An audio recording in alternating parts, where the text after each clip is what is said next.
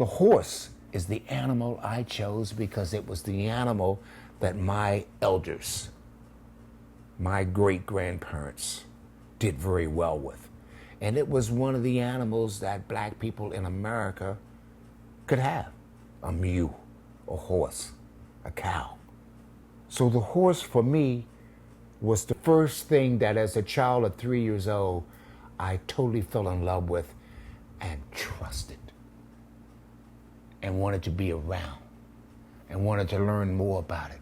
But most of all, I wanted to love.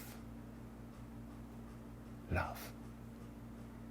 And when I broke down that trust and I put in that love and I learned to be around the horse more and more, yes, I learned other animals, the horse gave me love back. And it never broke my heart.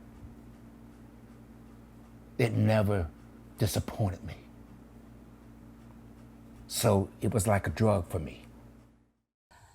It's a different kind of magic watching him with horses because he's got in touch with an ancient Moorish spirit that mastered horses. And he's there because he communicates with them here.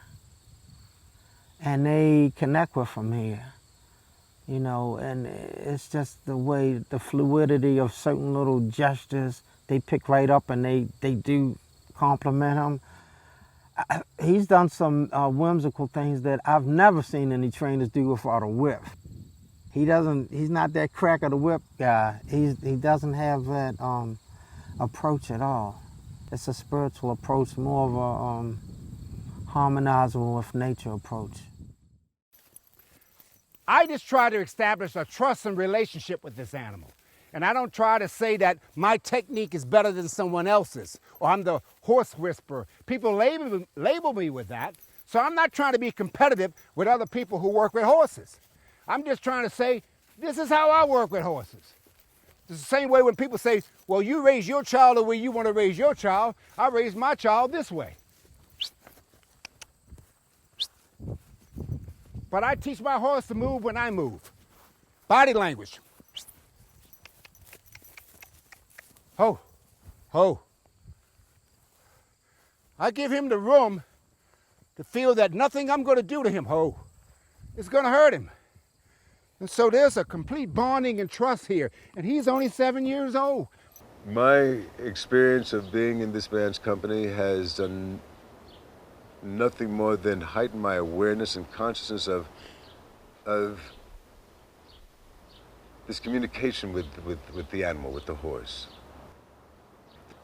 And thereby, when you get out on that lake, you know, up where he lives, getting out on the canoe on the lake, it is sort of rural and rustic, and you know, the eagles are flying and the fish are jumping. Through the horse, you wind up becoming more in touch with everything else around it. You know, you become more in touch with nature. These are ways to work with horses. These are cross ties, so that you can put the horse in a tie, and I can groom him, and I can take care of his mane, and I can pick up his hoofs, and work with him. The horse that keeps making the noise is a horse that I just adopted from an American treasure. It's a wild horse, and her name is Lucy, and I'd like to introduce you to Lucy.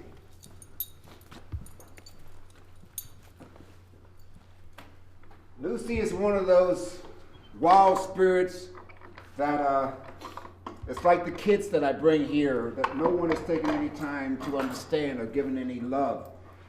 And she is one of the American treasures that I and many horsemen like me are trying to save, because there's a lot of lost respect for the true horse of America, the Mustang.